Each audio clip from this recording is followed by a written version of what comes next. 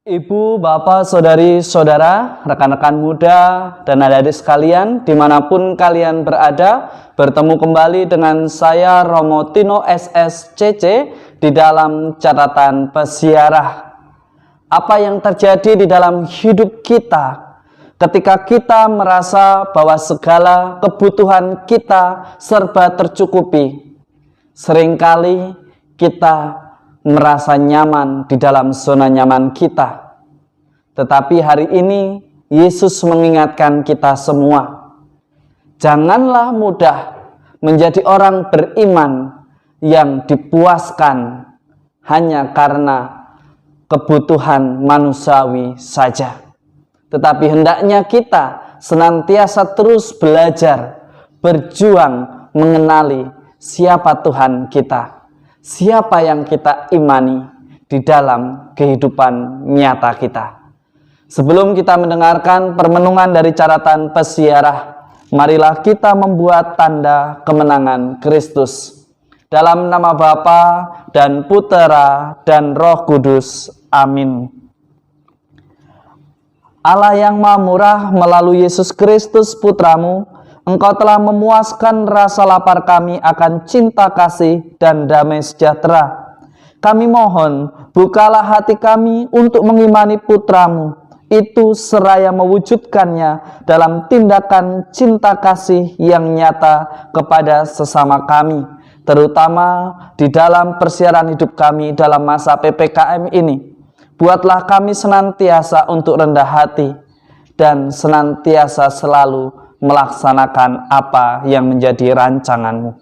Demi Kristus Tuhan dan pengantara kami. Amin.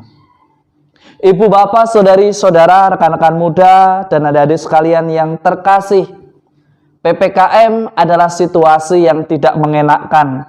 Situasi yang bisa dijadikan pembelajaran bagi kita dan juga untuk refleksi bagi Anda, saya, kita semua yang mungkin seringkali merasa puas diri karena sudah merasa tercukupi.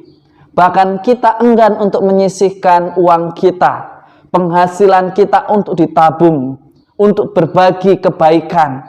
Seringkali kita enggan untuk membagi karena takut kekurangan. Padahal Tuhan senantiasa mengatakan bahwa berbagilah karena berkat-Mu akan dicukupkan. Ibu, bapak, saudari, saudara, rekan-rekan muda, dan adik-adik sekalian yang terkasih, firman Allah mengatakan supaya mereka kucoba apakah mereka hidup menurut hukum-Ku atau tidak.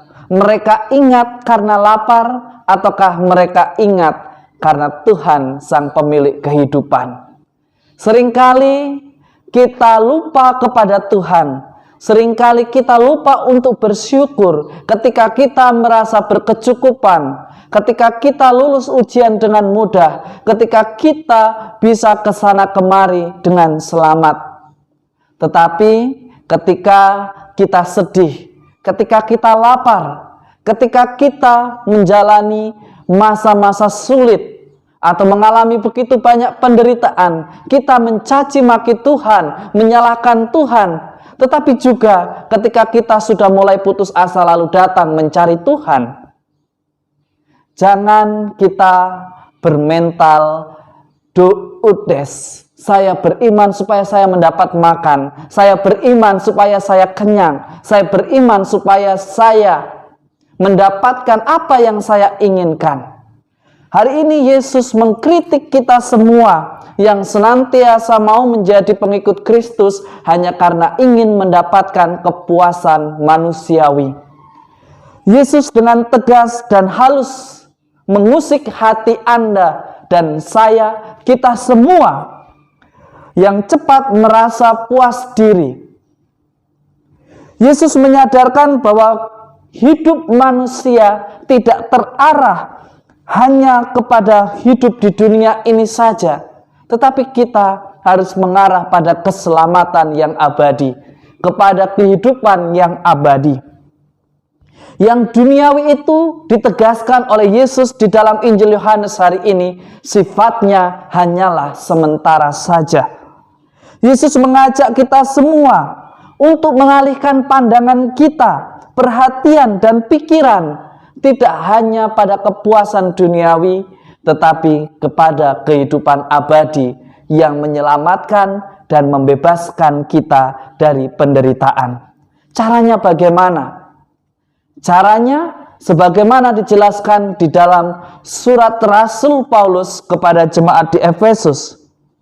Ajaran Kristus itu bukan melulu soal ilmu pengetahuan, jurnal ilmiah atau teori yang dipaparkan di dalam selembar kertas atau di dalam web yang bisa kita akses setiap saat, melainkan paham yang menyentuh kesadaran pribadi kita, Anda dan saya, kita semua, sehingga akan mengubah keyakinan kita, mengubah cara pandang kita, mengubah cara hidup kita yang senantiasa mengarah kepada Tuhan.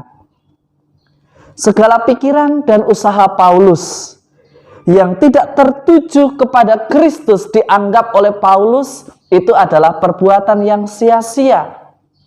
Hal ini juga mestinya menjadi teladan bagi kita untuk senantiasa menyadari bahwa perbuatan yang tidak mengarah pada kesucian, yang tidak mengarah kepada apa yang direncanakan Tuhan di dalam persiaran hidup kita, itu adalah perbuatan yang sia-sia. Maka diperlukan yang namanya pertobatan sejati, yang senantiasa terus mencari, yang senantiasa terus berjuang, mencari apa yang indah, apa yang sesuai dalam rancangan Tuhan. Semoga cinta dan juga berkat Tuhan mampu mengajarkan kita semua untuk senantiasa melakukan apa yang menjadi kehendak Tuhan di dalam persiarahan hidup kita. Semoga berkat Tuhan senantiasa melindungi dan memberkati kita semua dalam nama Bapa dan Putera dan Roh Kudus. Amin. Ibu, bapak, saudari-saudara, rekan-rekan muda, dan adik-adik sekalian yang terkasih. Setiap lembaran kehidupan selalu ada catatan merah karena suatu persoalan, karena suatu masalah. Tetapi Tuhan sudah memberikan kemampuan, talenta untuk berpikir, bukan hanya sekedar membuat teori, tetapi menjalankannya di dalam kehidupan nyata. Maka isilah lembaran kehidupan kita dengan sesuatu yang bermakna, dengan senantiasa hidup di dalam sukacita, menggunakan segala talenta kita demi kemuliaan Tuhan. Selamat hari Minggu, tetap taati prokes, Tuhan memberkati. Amin.